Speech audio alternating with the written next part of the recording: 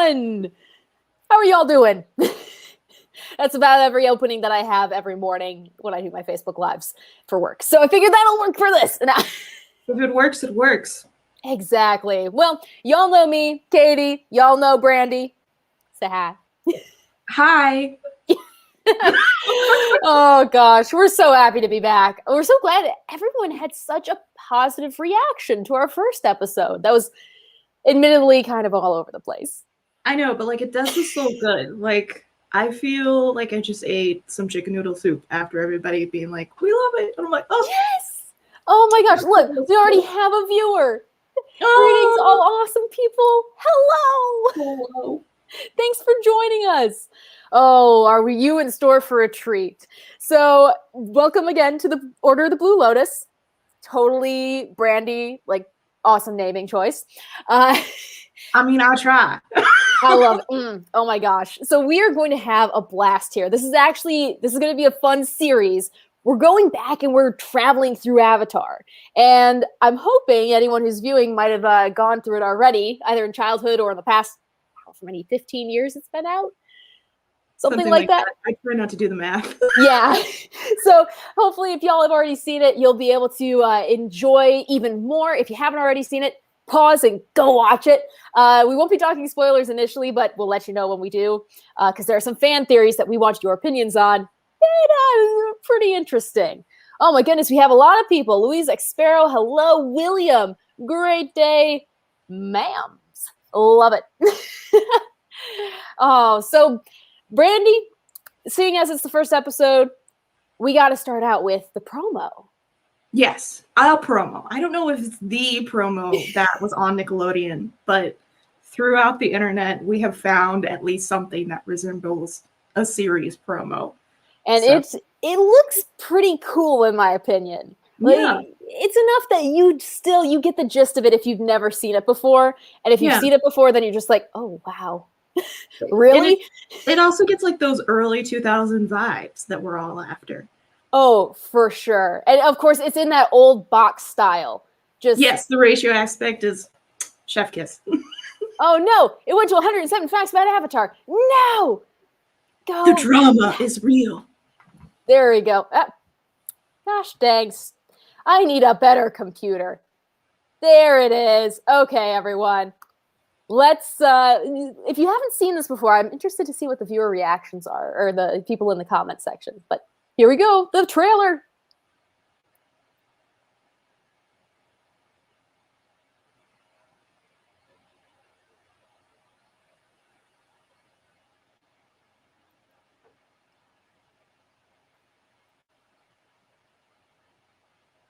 He vanished just like my stream. There we go.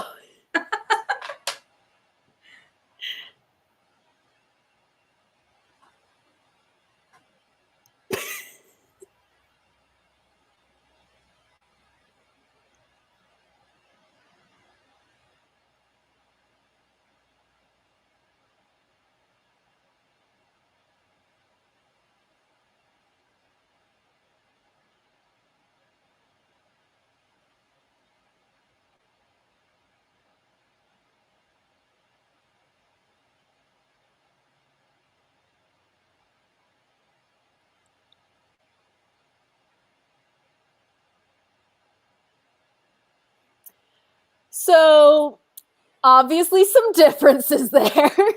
Yeah, so for those who don't know, that was actually the animation for the pilot episode that was created, and I think they used it to pitch it to Nickelodeon, or they pitched it and then they made it, and Nickelodeon was like, hey, I don't know, I can't remember how it worked. But yeah, so that's like the pilot episode. It does have the correct voice artist for Katara, but actually Aang and Zuko are different. So Zuko sounded like he hit puberty pretty quick. He did. I wouldn't be surprised if that was actually one of the creators making that. Oh my gosh. I want to reach out to him on Twitter and find out. Like, now I gotta know. But that was, yeah. I originally, when I watched the series, I had no idea there was like a backdoor pilot or anything. I just thought, oh, Boy in the Iceberg and the Avatar Returns is the pilot. Mm-hmm. No, so let's see. Like I said, I got the box sets as a kid, and that was actually like one of the special features was the pilot episode with commentary from the creators. So like I remember watching it and being like, I'm glad they improved some things. Mm-hmm.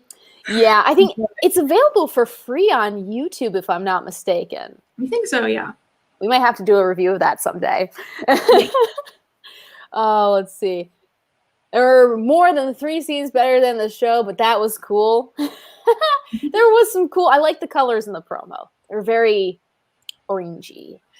That's the best way to put it. And I also thought it was very interesting that you actually see the lion turtle like in the background. And so like that was an idea concept from the very beginning. And you know, obviously we don't know what their plans were for the lion turtles, how big of a part it's going to play in the story, but I just think that is very cool that they had that. And I think the design was actually pretty near what's in the series. Yeah. But I just thought that was very interesting seeing that. That was really cool. I'm glad you were able to find that. Like, if anyone watching knows where you can find the original Avatar episode promos, please let us know, because that is a struggle to find. Yes. So we had the promo. Now we have the wonderful love of for Netflix, and we figured we'd read what their synopsis is for first-time viewers if they're just clicking around on Netflix and they see the episode. Brandi, I'm interested to know, would you watch the show just based on this description, not knowing anything else? Okay, I'm going to try and just erase the years of Avatar knowledge that I have from my brain for this. Yes, erase decades of work. All right, so done. for The Boy in the Iceberg and The Avatar Returns, because it was technically aired together, Katara and Sokka make a startling discovery while fishing. A boy frozen in an iceberg, perfectly preserved and amazingly alive. That's it for the entire... That's it! That's it! And then you get to The Avatar Returns and it goes, an accident results in Aang's expulsion from the Southern Water Tribe, and the villagers soon find themselves bested by sinister Prince Zuko.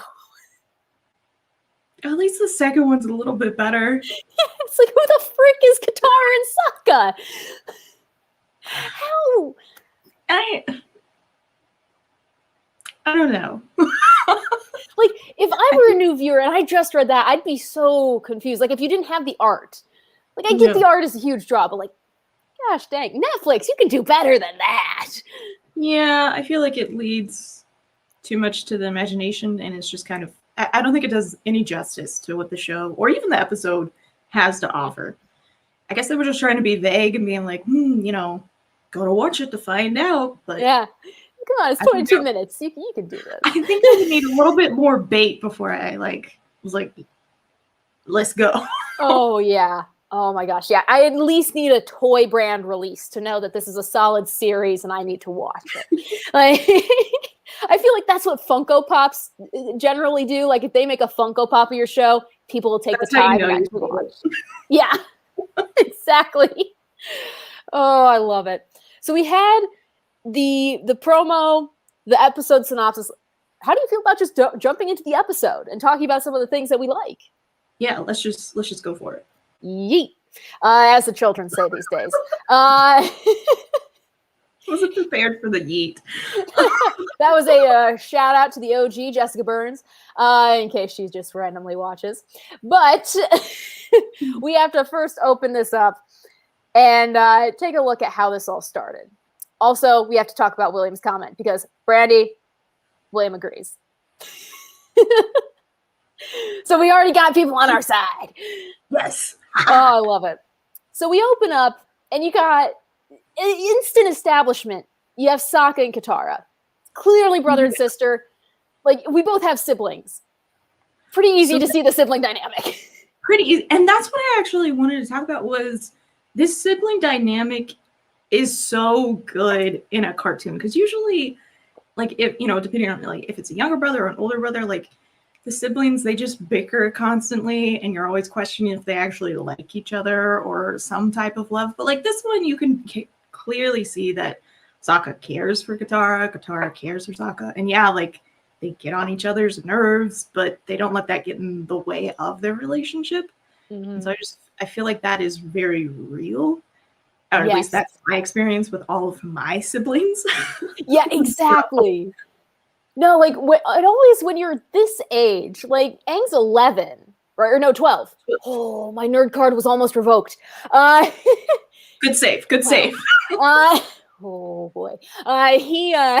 You instantly you get that you're a child watching a child's show, and you can relate so fast. It's not like you're watching teenagers or all this stuff. Like they're preteens, but they act like littler kids, and you can relate so well. And I absolutely think they made the best choice for making the age range in this show.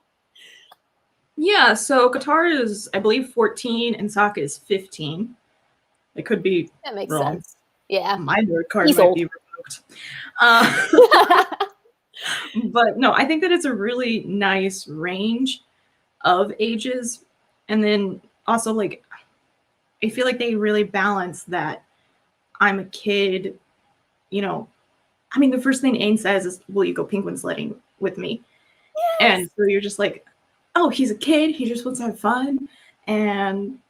But then, like, as the episode progresses, you see that, he's willing to, go back to the village and fight the Fire Nation to, just save the whole village. These people who he's only known for, like, maybe a day or so. Mm-hmm. And I just think that that's really cool. And I think it really speaks to the grasp that the creators had on their characters and understanding of, like, who they are and how they wanted them to be seen. So you're saying since Aang just was there for a day, like you wouldn't die for Gran after meeting her? Oh, no. Because that's not what I was trying to say. No. I love how, it's so true. It's like, I just met these people, but I don't want them to get hurt. Yeah. I think that speaks to, like, Aang as the Avatar. So, like, yeah, he's still grasping that he doesn't want to be the Avatar. And this is something that I just, like, when I rewatched it for this podcast, I just realized that to Aang, yesterday, he left the Southern Air Temple. So, like, to him, he just left his home. And in his head, maybe he's still thinking, oh, I'll go back. I just need a couple days to think about, oh, I'm the Avatar. There's all this pressure on me. And so, like, he's just, like, going to blow off steam. But in reality, that's not the case. Surprise! Everyone you love is dead. Yeah. So, and that was something that I never even, like, considered when watching it until just now. And so I don't even know what point I was trying to make. But I just think that it's very interesting that, like, he's still not, like, I think at this point he still doesn't want to be the Avatar, but when he sees that the village is in need of his help, he doesn't even hesitate. He's just like, stay here, Appa, I'll be right back. Yeah. And he's like, exactly. No, and, like, even this picture too, I mean, Sokka could kill him if he really wanted to. Sokka's a trained warrior. He knows what he's doing. Aim for the belts. That's what everyone says. But, like, if you look at just this picture, Aang isn't even looking. Like, the dude has a blade to his side. He's just like, whatever. Katara is just, like, super relaxed. Like, he's kind of cute though. And then Sokka is the whole protective older brother. Like, I will destroy you. Like, that is such in one screen grab, they perfectly describe their dynamic to start the episode. And again, I think that just talks to how well the creators and even the animators of the show, like, they knew what they were doing. Oh my gosh, yes. And I think that's what makes the series as a whole that much better. Because it really comes through as you watch the series and progress through it. Now, you say they know what they're doing, but this picture makes me question that. They knew what they were doing. They knew what they were doing. Avatar is so notorious for pausing at the wrong times, which, don't even get me started on the Kyoshi Warriors episode yet. But what did you feel like? How did you like the animation? Like, considering this, like, the first episode, I thought it was pretty solid. Yeah, no, and that's the next thing is that, like, yeah, the animation still holds up after all these years. And I think that's great. I think that there is some differences between season 1 and the later seasons, but I mean, just rewatching it now is Oh, Troy. I have no idea what I came into, but it must be shocking.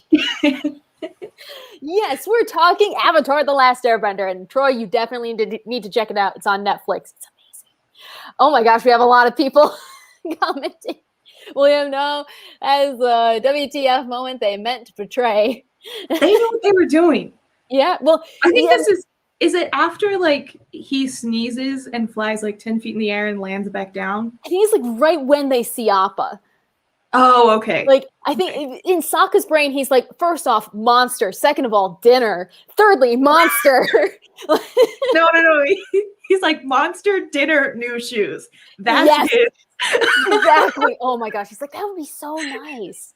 Oh yeah, Louise.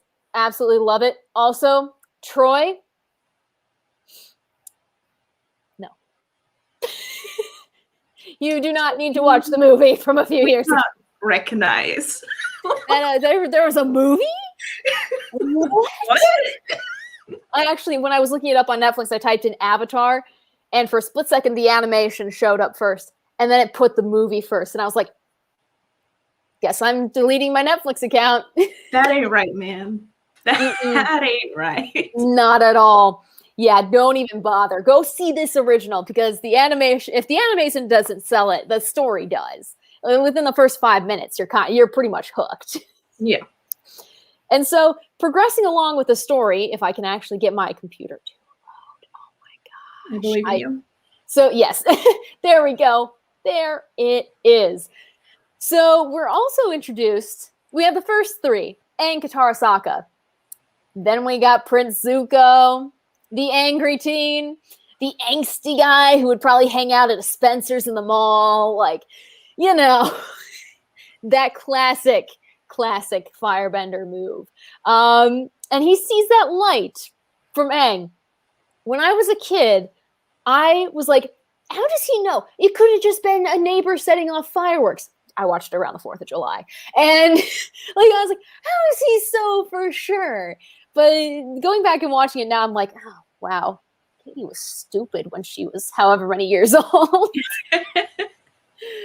Wow. That's just your little kid instincts coming in. That's fine. That's fine. Speaking of instincts, what did you think of Zuko? Like first off the bat? Like off the bat and then on the rewatch too. Like the original OG seething rage Zuko. I've always really loved the character in just looking at season 1 as a villain. Mm-hmm. I think that he's just as dynamic as the heroes, and then even in the later seasons you see even more how dynamic he is.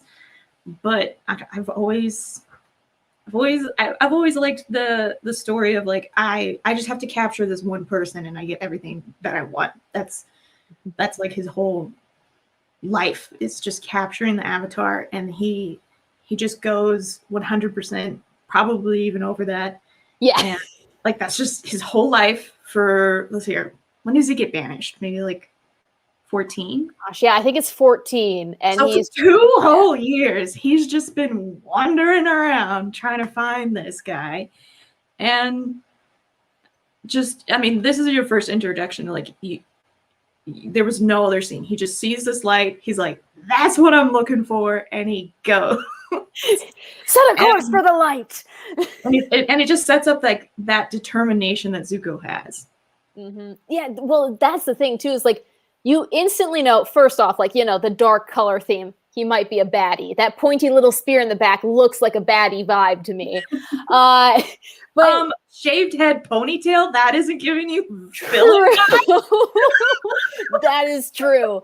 No, I remember distinctly as a kid, like first impression was clearly he's a bad guy, but he's also seems like he's still a kid. Like, yeah. He's awful young to be a baddie. Usually in these like kid shows, the adults are the main antagonists and they're the ones, but it's like, actually, no, it's just a kid your age and he wants to kill you. Like, excuse me. I think that's a really good point. And that's like I don't know why I never even really thought of that. I think at this point in my life, I'm like, these are like Avatar is what it is, and we accept it and we love it and we don't question a whole lot of it. But that's like a great point, and I've never once thought of like, oh, the main baddie in this season is just a few years older than they are.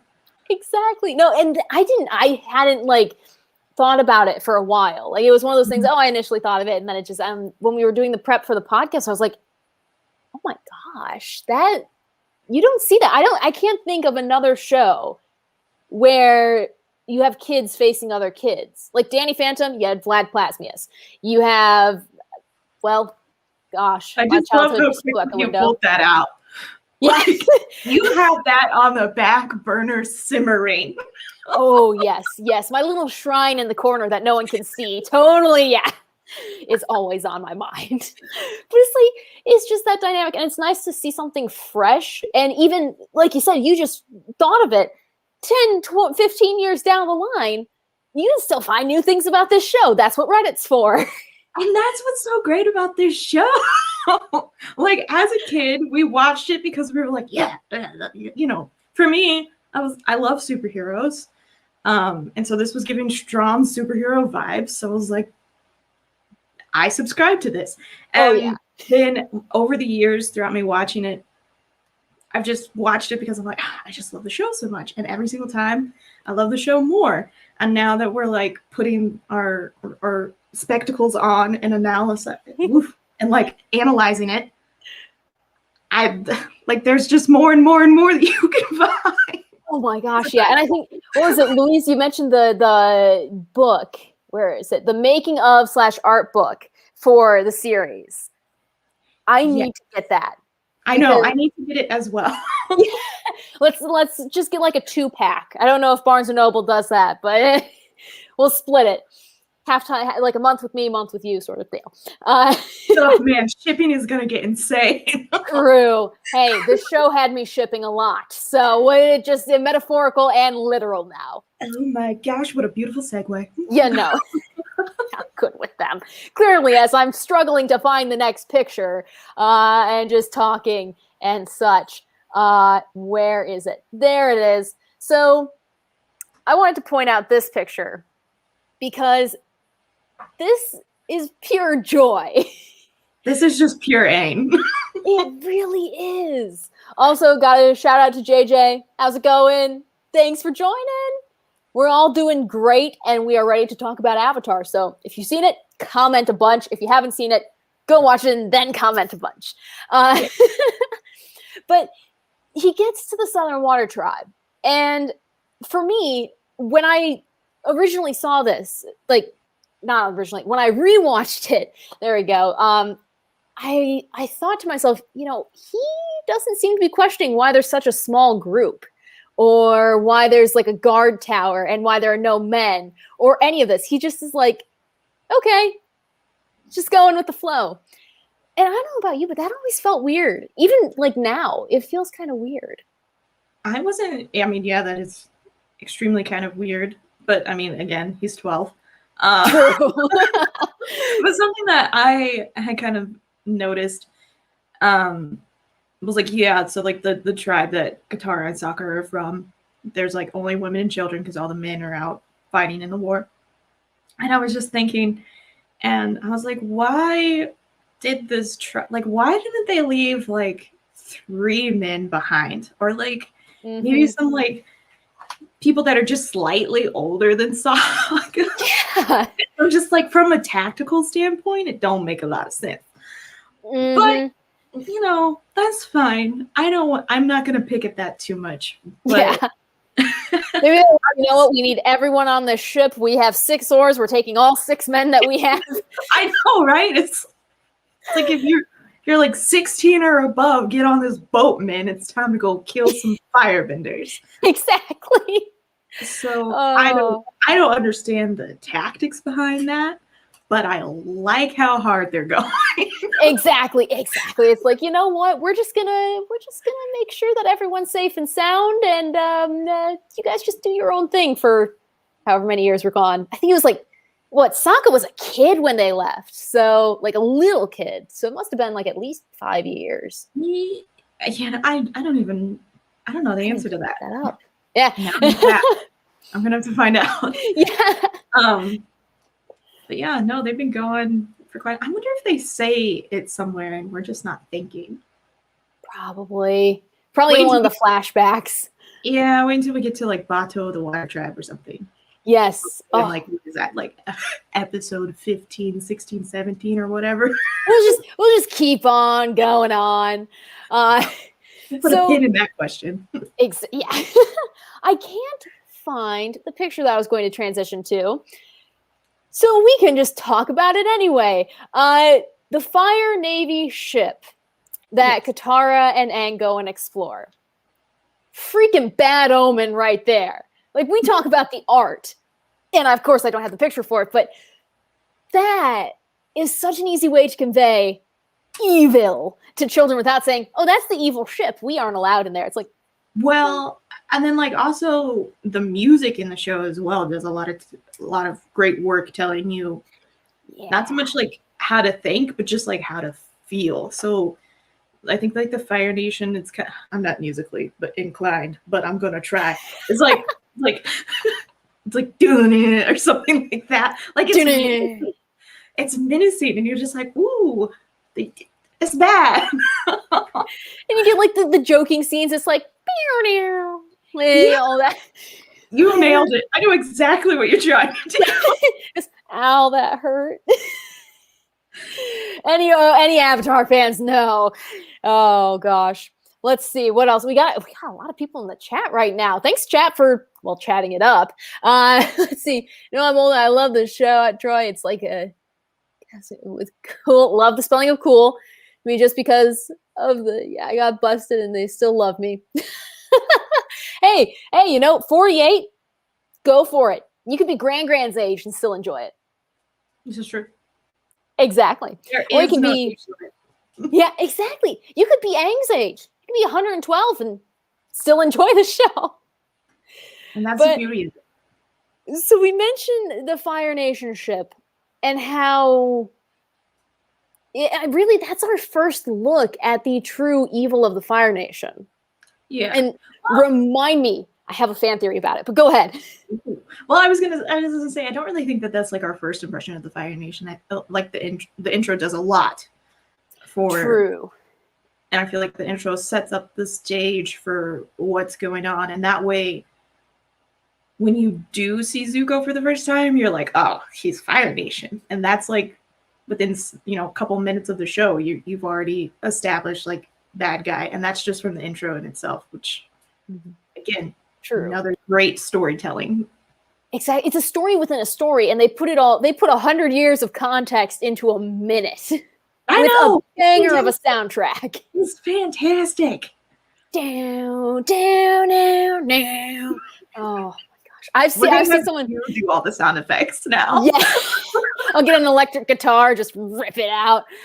Oh my gosh. Now, I gotta find out if they have like a soundtrack, because I need that in my life. And like I don't know. This scene that I'm pointing at right here, when he comes back to the tribe after they set up the flare, and Zuko's like, I found the Avatar. Cut to black. Like, there wasn't music during this scene. If I'm not mistaken. Is it like the Agni kind of music where it's like the chanting or something? Like this one, I think it was just quiet.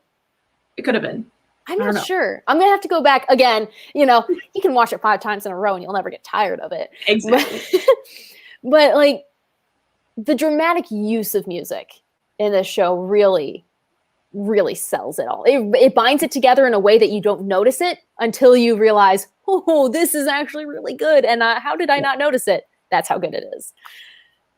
But I also wanted to ask you, with the kids of the tribe, when I was looking at this, I knew I had to get this screenshot, because you got Katara and Aang, and the littlest of the little kids who are like, it's okay, he's still good, we don't care about a flare.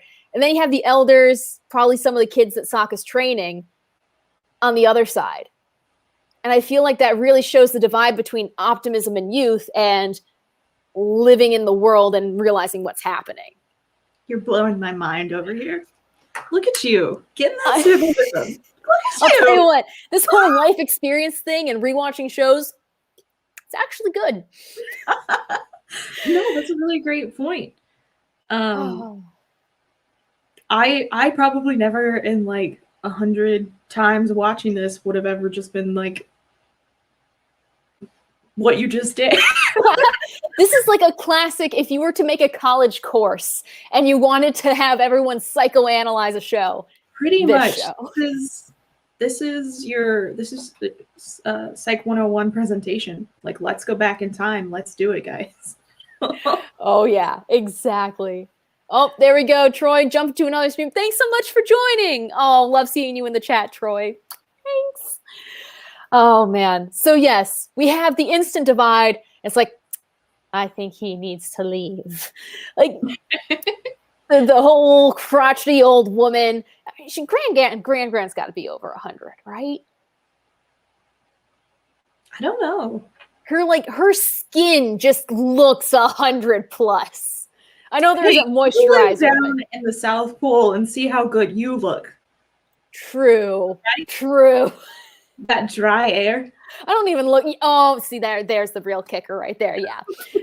Didn't think of that. Makes sense. Yep. See, these are the things you can think of when you're an adult watching this show. No, I really have no idea how old Grand. Look, man, I'm gonna have to start writing down notes. Yeah. Like answer these questions that nobody else has thought of. Yes. Random Avatar things I need to think of. And oh my gosh. So this. Basically, Aang, you're exiled. Sokka gets ready for war. How the heck did he do his makeup without a mirror? I can't do that. That's a true warrior right there. I have major respect for Sokka for doing that. Just like, I think this will be a perfect, 70-degree angle? Yeah, there we go. Oh my gosh. But I don't know. This scene really drove home like, okay, he actually isn't the kid kind of kid. He's an adult in the kid's body. And it does a lot for establishing like where he's at. So like, yeah, he's sarcastic and he can goof off just as much, if not more, than Aang. But when it comes down to it, he's going to be right there again, just like Aang, doing whatever he can to protect the people that he loves. But I think this also just comes down to, you know, his dad left and he was the oldest of the tribe, oldest male of the tribe. So it's really just coming down to him. And I think he's just feeling all that pressure. Mm-hmm. And I would think that this would be like the first time that Sokka has ever dealt with the Fire Nation before. So I feel like it's like blind optimism. Like, of course I can hold my own against like, 4 firebenders, some other guys with spears. Yeah. Like, no problem. Me, my club, and my boomerang. Like, what else do I need? And I need the boomerang-shaped eyebrows. That's what you need. But no, it's so. Yeah, like you start the episode out with him just being like, you and your magic water. And he's like totally a teenager. And then you just see him. He's like, all right, women and children behind me. I'm going to die fighting. Sort of like, I'm going to win this. And you very quickly realize he's not going to win this. No. And like, I think that's what's really cool about that little fight sequence between him and Zuko. Is that like, Sokka's giving it everything that he has, and Zuko's just like, move over, chump. I'm ready for the Avatar. Yes. Exactly. And then Boomerang comes back, and he's like, well, wasn't expecting that. And you have to know in your heart that Sokka was like, yeah. Get him! Yes, and then you get the fire fist Zuko with the flame daggers. The fire daggers? I thought that was so cool as a kid. I know that was like my favorite thing that Zuko like ever did was the fire daggers. Like when you saw those come out, you were like, things just got real. Yes, like, and this is like pre-teen Katie. I was just like, it's kind of hot. Like, you get those like cartoon show crushes. Definitely Ponytail Zuko was one of them. I actually was mad in later seasons because it changed. And I was like, it's the bald. I like Captain Picard in a different way. Not in the weird like way, but Zuko for sure. Oh, let's see. Oh, hey there, someone you know. Hey. Hey, how's it going? Thanks for joining. Oh, yes. This so we talked about, for anyone who's just now joining, we talked about Zuko getting blasted in the head with a boomerang. And then the actual Aang comes back like a boomerang to the village. And instantly just boom. This is one of my favorite quotes. So like Aang comes back and it's established that he's the Avatar. And Zuko's like, you're just a child. And Aang's like, well, you're just a teenager. And I'm just like, that's one of my favorite quotes from the series, I think. Oh, yeah. And it's so sassy, too. He's like, well, you're just a teenager. I don't even think that it's coming from sass. Like, he's just stating the obvious. Like, these are straight up facts that he is stating. And I don't think that he meant it like, well, you're just I think he was just like, so what? You're just a teenager. Like why are we stating the obvious here? Yeah, it's why are we even talking? Why are you even here? Sort of I feel like that was a vibe. Just like, what are you doing? Also, William, hey, thanks for stopping by anyway. We appreciate you, all your chatting. Hopefully you have a great night. Respect you, geek on like a boss. I need that on a t-shirt. Every day. Oh my gosh. Yeah, it's our lives. So we basically, in this scene, which I don't know how I got such a high def image of it. Everything's all in that nice little box set format. So who knows? But I found this and I thought, to stare down a massive ship that he likely never even saw that technology before. 100 years, you go from sailing ships to coal-burning ships. Oh my gosh, you're right. Look at you. This is called the names. It's ADHD at its finest. It's like ADHD, but weirder because it's Katie. Actually, you coined that phrase in college. Did I? Yeah, you did. Oh my gosh, I completely forgot that. Look at that, a Brandi original, and Brandi don't even remember. Yeah. Back on track, KDHD. Put it in the corner. He likely hasn't seen a ship that big ever.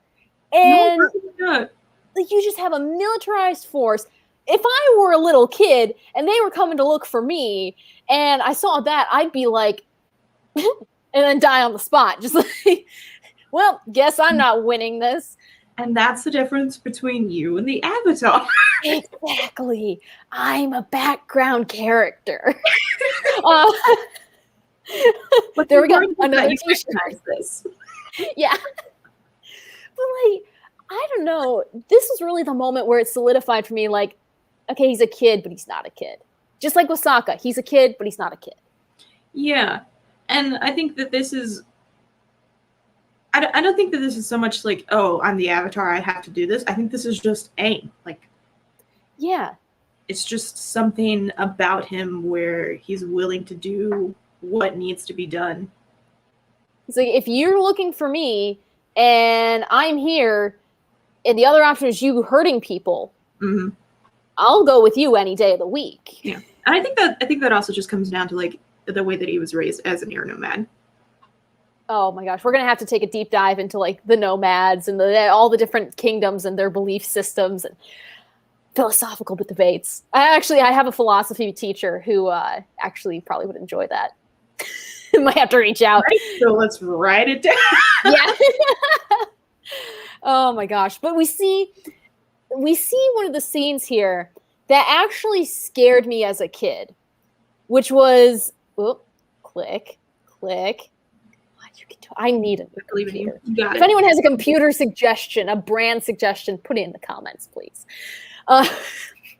But this scene, just like Aang's been smiling this entire episode, and to have him be afraid like this, That actually scared me as a kid. I think this is the difference between you and I. So, so I don't know what it is about it, but whenever, and even as a kid, whenever I watch something, I'm just like, it's fake. Like, there are no real consequences.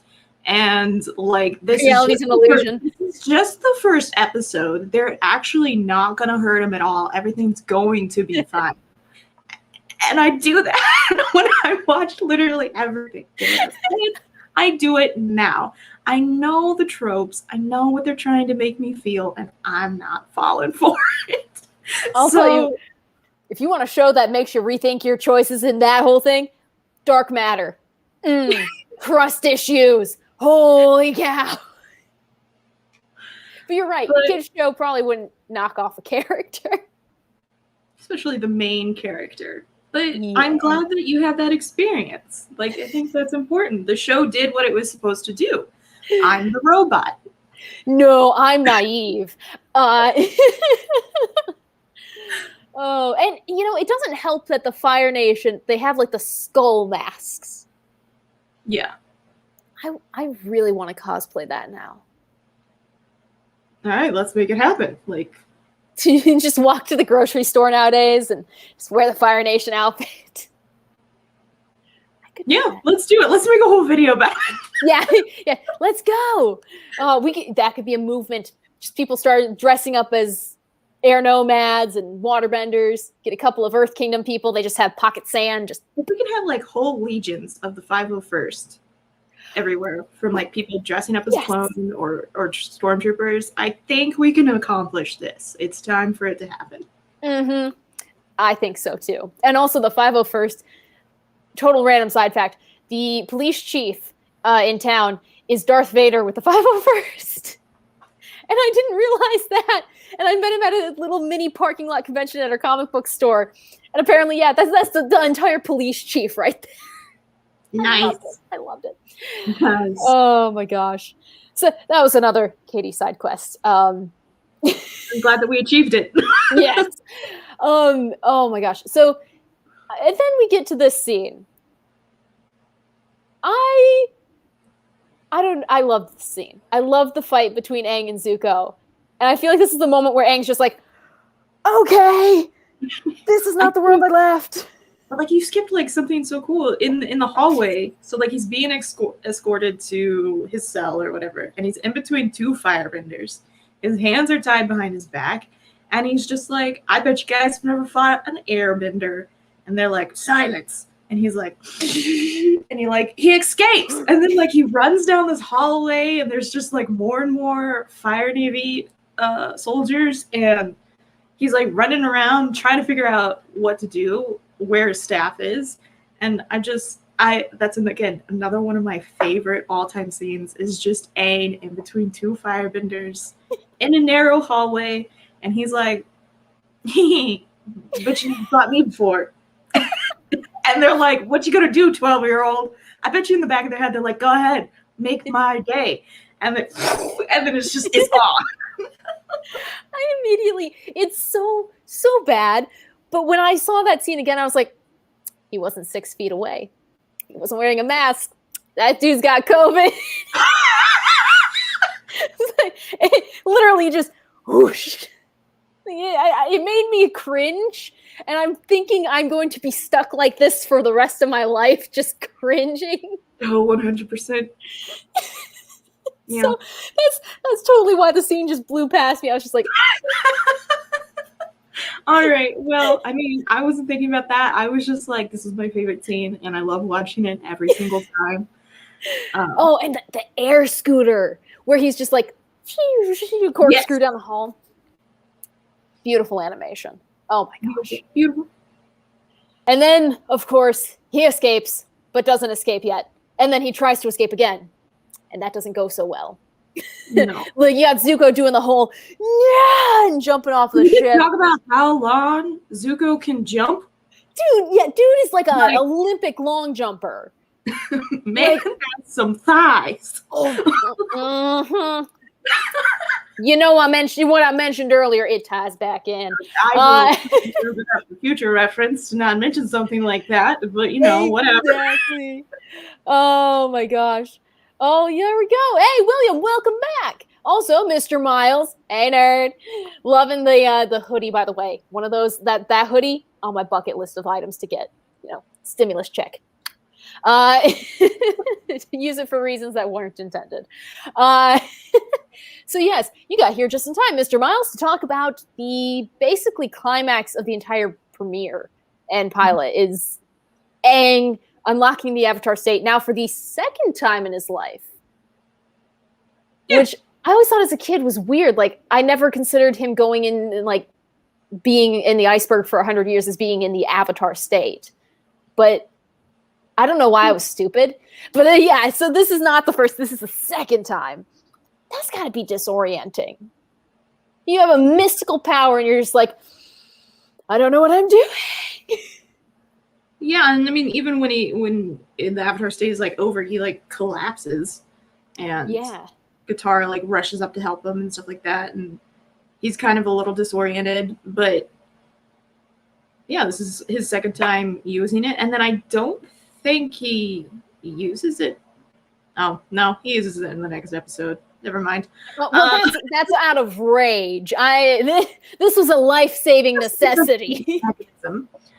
But like, and also that's a good point. Like, he collapses after using it. Mm-hmm. Following the progression through the series, they actually really do a nice job of showing how he handles it and learns to handle it. Well, and then I think that he also just learns more about like what it is. So, like in the mid-season finale, kind of, that's like one of the major things that we learn about is like how the Avatar state works, what happens, or maybe he doesn't. This is where I get really confused because I look at the series as a whole and not like the episodes. Yeah, exactly. Maybe he learns that not until second. I don't know anymore. But I mean, he learns more as we go through it. So, see, I'm in the same boat as Mr. Miles. Haven't seen like a constant run through in years. So yeah, definitely. That's why we're watching it episode by episode. Yes.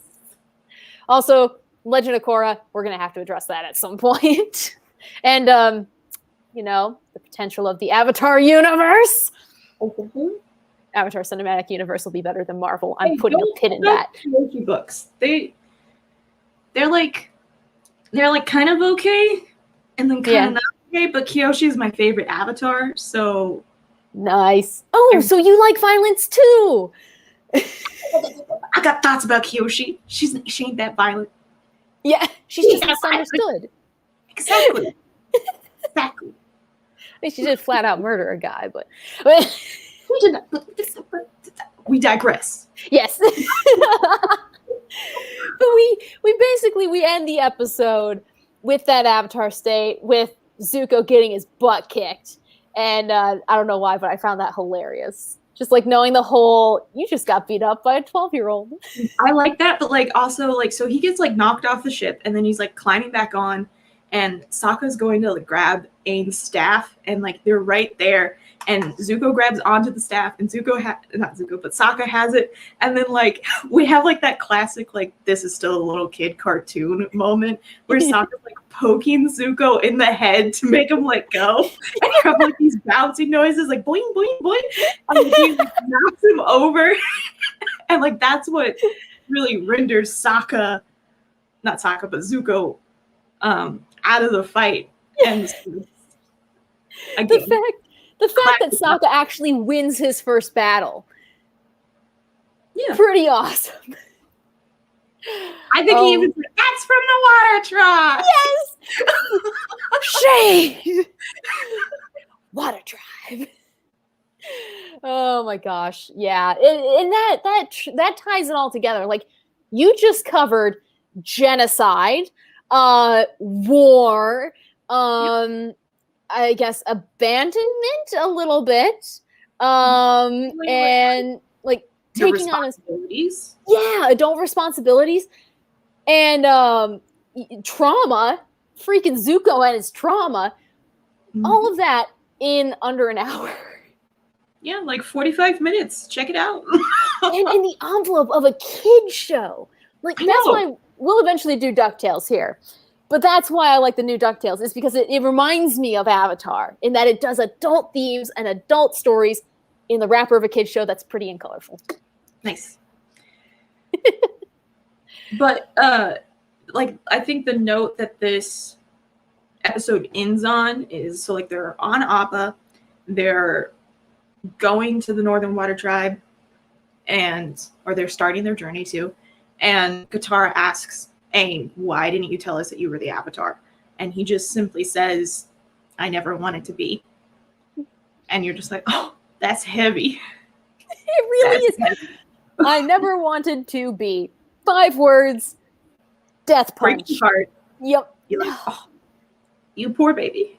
Exactly. And it makes, it really does. You're like, this is like the most powerful person in the world.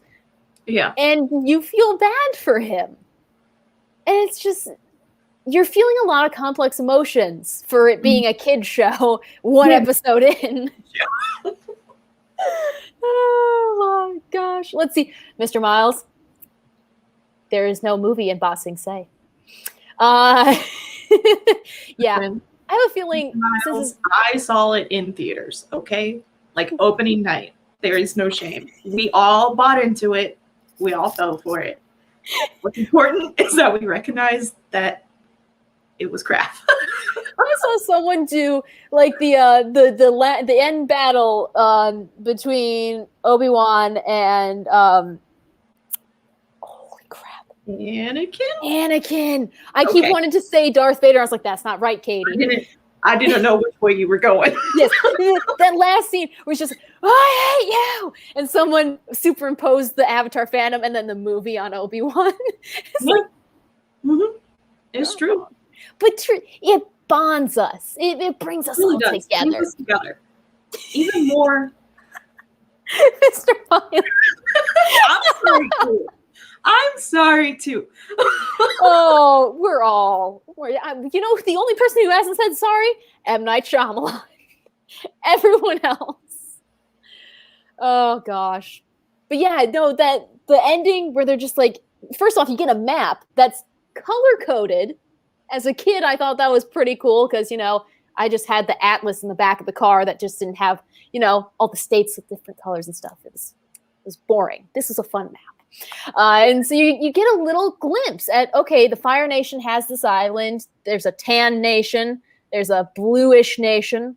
And it basically it gives you a little hint as to how large this world could be. Yeah. I love it. Oh, and then we set off for another adventure and another heartbreak.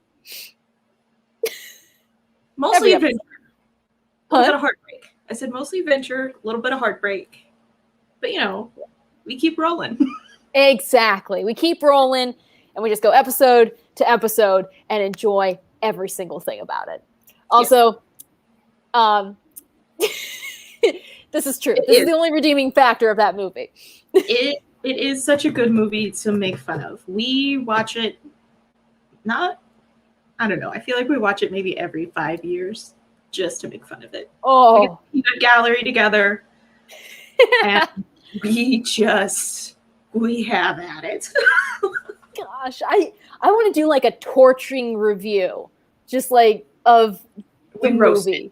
Yeah, just nonstop. Oh, hey, look, these guys are going to pick up a rock. There's 20 of them, and they're going to pick up a rock. We might have to do that too. Just let everyone join in on the fun. Oh gosh. Yeah, see, fun map, and we get to explore it. The map actually brings me to one of my favorite parts in a couple of episodes where they're like, he clearly is a master of strategic evasion. I know, that transition though. Yeah. Oh yeah. Can you name a better transition in the entire like TV universe? I don't think you can. No. I think that probably is the everything tries to reach that. Exactly. Like that's the goal. Oh gosh, I love it. But that was the episode. But we aren't done yet because Brandi, Brandi is a genius for anyone who hasn't already picked up on it already. I'm not a genius. I just think too much. And that is what's brilliant about you, because it leads to theories. Yes. And I hear you have some. And this is where we get the spoiler warning. Spoiler. We're going to be talking about next series. We needed a warning at the top of it, because I feel like we already have spoiled a little bit more than what we were. But well, I mean, we didn't say no. But so one of the main things in this episode that we see is Zuko, and he is training. And Iroh, who's his uncle, we didn't talk much about who Iroh is, but we will get to him in the future. Oh, we will. But he's training him how to firebend. And so it's kind of questioning, why is he still on the basics? Because they're learning the set, and Zuko is yelling at Iroh to teach him the next set. And Iroh says, well, you still haven't mastered basics, and yada, yada, yada. And so that has just left like a really big question mark of why is he still on the basics? Because he's 16 years old. He's literally the prince of the Fire Nation. He should have been training from when he was little. It really makes point. It really makes no sense whatsoever for him to still be learning the basics. So there is this fan theory, and I was trying to find the original person who came up with it, because I wanted to give credit, and I can't find it. I'm so mad. They're watching, and they're just like, it's me. If you're out there and you came out with this theory, thank you. This is not this is not an original thought for me. But the thought is that Zuko suffers from PTSD. So the reason why Zuko has a scar is he had an Agni Kai with his father, and his father burned him at the end of that Agni Kai. And so on purpose. Because Fire Lord Ozai is the bad guy. There's a nice kid-friendly way of saying it. Yeah. I was trying to keep it G. Oh yes. So it happens when he's 14 years old, I believe. So it's been 2 years since he's been home. He's been banished for 2 years. And so the theory is that Zuko can't be around fire. He is afraid of fire. He can't handle it. So anytime when he's dueling or whatever, maybe he goes into like a remission of that and just only thinks about that thought. And so the theory later on goes to say that Iroh worked with him to get over that PTSD. And so even in that episode, you see Iroh blast fire in his face and he doesn't even flinch. Mm-hmm. Like he goes just there, like, yeah. And I think that partly comes from he trusts Iroh. He knows that Iroh would never hurt him whatsoever. Yeah. But that could also be like, Iroh has worked with him to get over this. And then later on in the season, Zuko does another Agni Kai. Oh, yes. And Lucius Malfoy. Yes. And he has Admiral Zhao is who he's Agni Kai with. And so Zhao blasts fire in his face, and he kind of like has that moment of like he kind of like panics. He goes into that, and so that's why they're kind of like, I think he suffers from PTSD, and that's why he had to learn the basics, was because he didn't even trust himself to produce fire or anything like that. True. And then also, I think at the very end of the fan theory, it says that Iroh was trying to teach him not to go and use that rage. Mm-hmm. So at the end of that Agni Kai that he has with Zhao, he has the opportunity to really hurt Zhao and to use and let out all this anger and frustration, and he kind of channels it in another way. And so that's kind of like what Iroh has been trying to do, is just channel that anger and everything. And so like I understand it a lot. I really like this theory, but I like to take it maybe just a step further. Ooh. And yes. Yes. So Iroh, as we learn more and more about the character, we know that he's not the typical firebender. So he never really acts out of rage. He has like this really great understanding and kind of balance of the world and how to channel negative emotions and turn them into something positive. And so, and then he also understands something different from the Fire Nation, so, and different from firebending.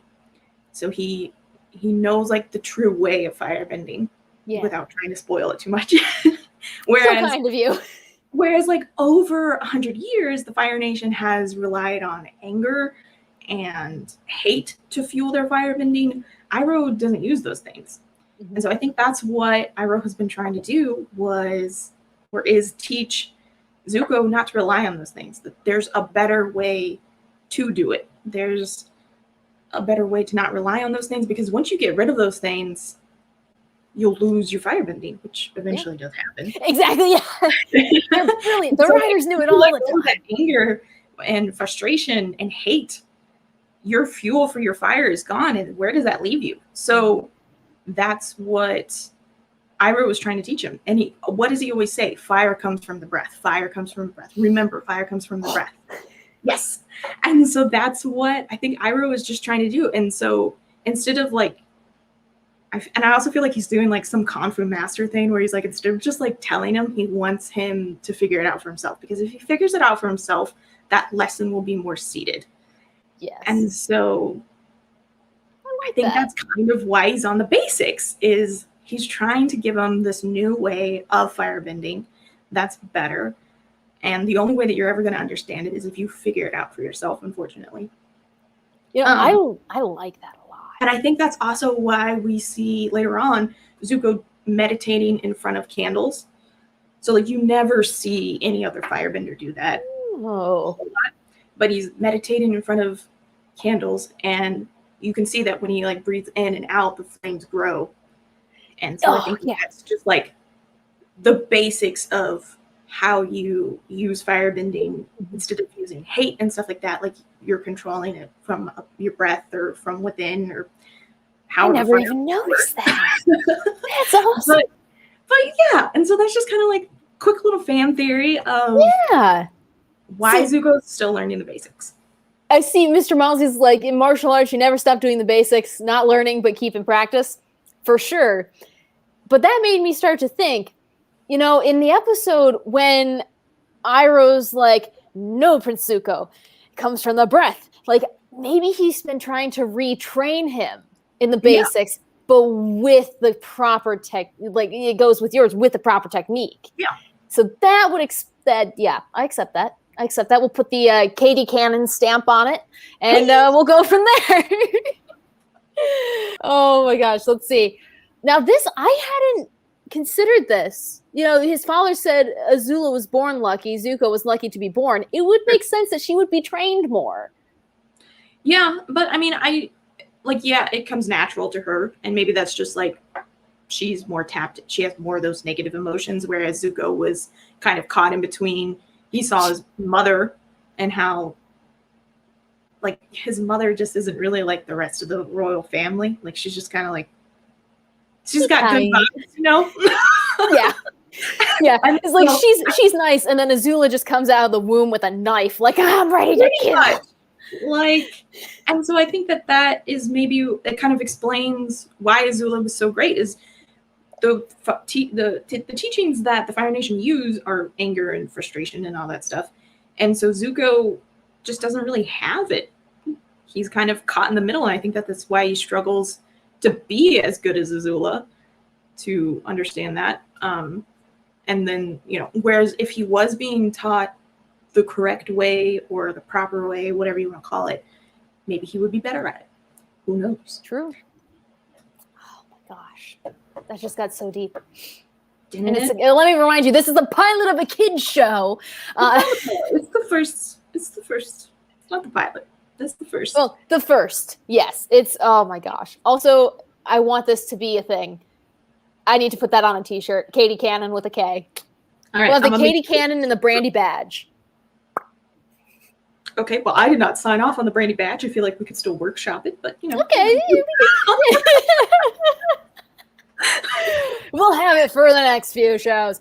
I love it. Now, were there any other fan theories you had for this one? Because I've seen a lot popping up for the first season, not necessarily the first episode. I got to look at my notes. Oh, yes. Yeah, we both have the notepad. I don't think that there was any more fan theories. I mean, see. As we progress, we'll obviously find some more, but I kind of want to I'm going to put the conspiracy theories to rest for now. Yeah. I'll tell you what. We could just message the creators of Avatar and just be like, hey, we got 4 loyal viewers right now. You want to come on our show? And I swear, like, the weird random luck that seems to emanate around me might actually happen. Who knows? Then we can really just dive down a freaking rabbit hole. Oh my gosh. We would be talking for so long. I'd be like, tell me everything. At the 7-minute mark of season 2, episode 3. Exactly. How the hair is sliced from the bottom, not the top. Where's the significance? Oh gosh. That's what conventions are for. There needs to be an Avatar convention. Yeah. See? Yeah, they do it. Just be like, you know what? This is going to be a low No pressure. key. No pressure. Yeah. Well, we're all friendly here. We Just aren't going to go like rager on you. No, but I might have trouble speaking. True. Yeah. The fangirl would slip out in me, and I'd just be like, hey, we're gonna So, no pressure, but I'm pretty certain that like you guys making this show is why I chose the career that I did. There we go. Yes. Oh You my inspire gosh. me. I will tell you what. I will take to Twitter and I will message them just for the heck of it, and we'll see if by the time we get to like season 3, it'll eventually be there. Or we could always just actually. I could get a cameo from Dante Bosco. I didn't think of that before because cameo is new. For anyone who doesn't know what cameo is, you basically pay celebrities money and they send you a video. And I actually had one person on Twitter have one sent to me from a Star Trek actress that I like. That was for the kindest thing anyone's ever done for me. It was really sweet. But like, we could totally get some of the Avatar actors and just be like, all right, we have a question for you. And just have them answer it. Maybe. Who knows? Also, yep. Everyone loves Brandi. Oh my gosh. I'm telling you are the best. Like, we've known each other for what? Yes. Oh my, what is it? 4 or 5? 5 years? When did we meet? More than a goldfish's lifespan, a beta fish's lifespan, as we found out. Rest in peace, Bugs. Hey, I kept that fish alive. You really did. He died of his own free will because nothing in this world was going to kill him. I kept that fish alive. Can we? Like, he almost graduated. He did. I'm gonna have to. Goal. Next week we'll have a little vigil for Bites the Broadcast beta. Let's see. Challenge accepted. I like that. I like that a lot. That's what the stimulus check goes to. That cameos from cast members, a Star Trek hoodie, a racing drone, maybe because it's on my wish list. Who knows? Okay, so we're gonna have to start a second list. Yes. Oh, it's a wish list. Let's see. The actor who plays Sokka is the main voice.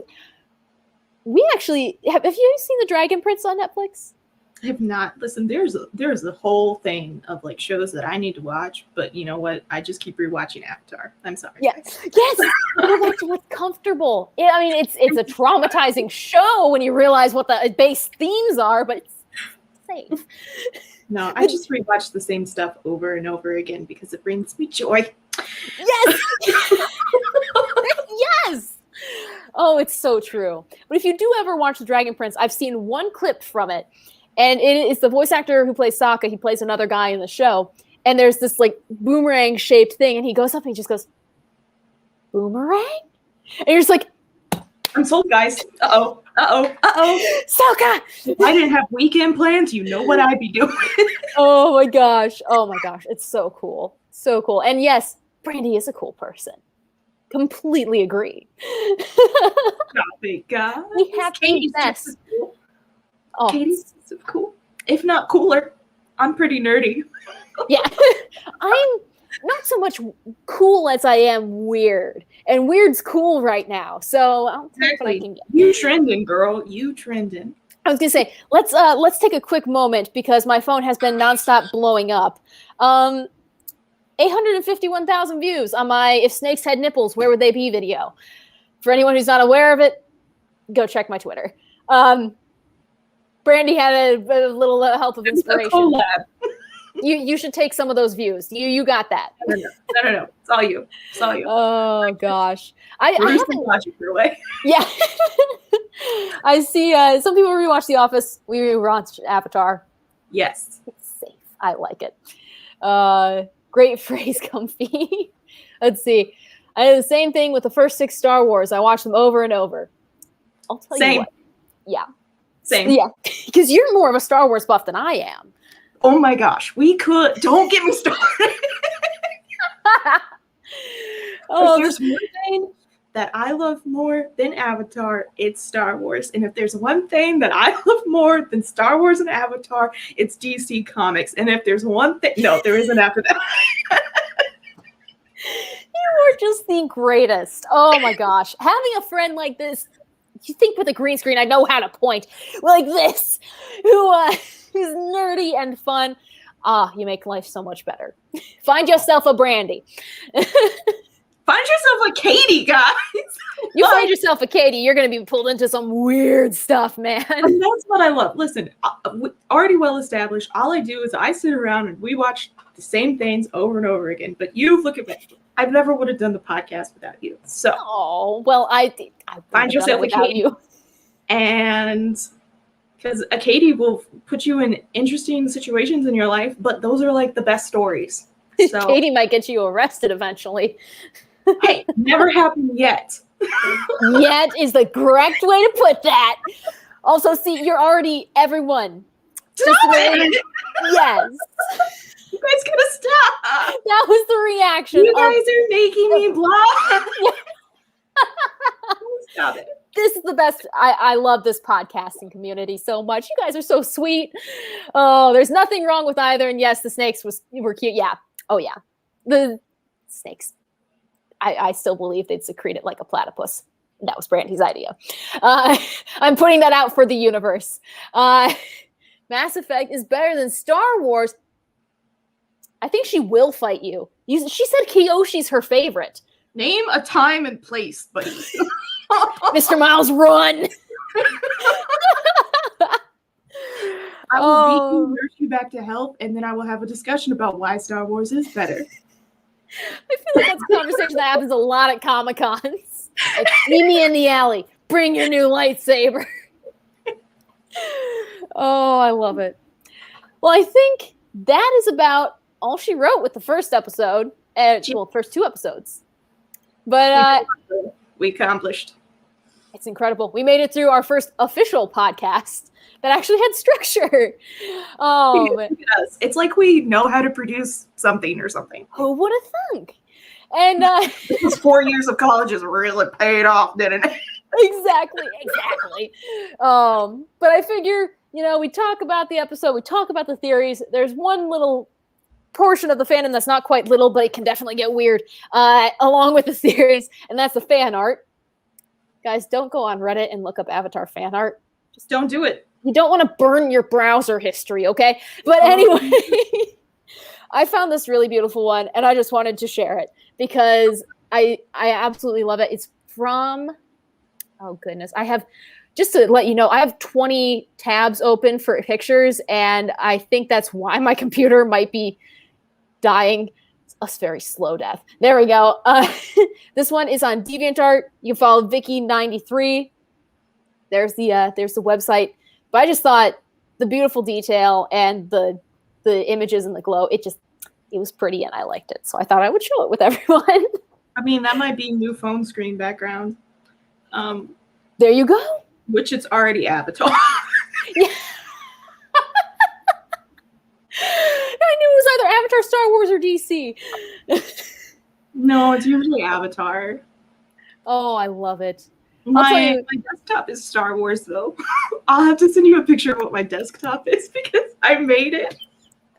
Oh, cool. Stupidest thing ever. Oh my gosh. I'm very excited for this. Oh my gosh. Anyways. I love it. Oh my god. Yeah. This has been a blast. And we have a question here. Do you have a channel you'd like to plug? Oh, Radar. Oh. My little cat just decided to bite my foot. Sorry, continue. That kind of hurt. I don't have a channel per se, but I am on another channel. It's called Meme Senate. We get together with a group of friends and we review memes. We take it way too seriously and not seriously at all. We're still figuring out a lot of the stuff. So we just launched like a couple of months ago. So we're still learning. We're still figuring it out. The struggle is real. But yeah, if you're going to go over and enjoy it, I would greatly appreciate it. And maybe even give us some feedback because we're always trying to improve. So exactly. And any of you who have been watching live or on the replay, let us know what you think. Put it in the comments if you want us to talk about stuff. If you have a link to a fan theory, there are a lot of rabbit holes to go down, and I have all the time in the world. And I will research it and give it way too much thought, as we have already established. Exactly. It's perfect. So you have fan art, fan theories. I don't want to branch into fan fiction just yet, but if there's a really good one, yeah. I am scared to read fan fiction.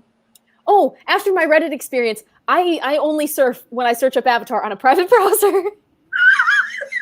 I'm paranoid. You gotta veto that. Mm-hmm.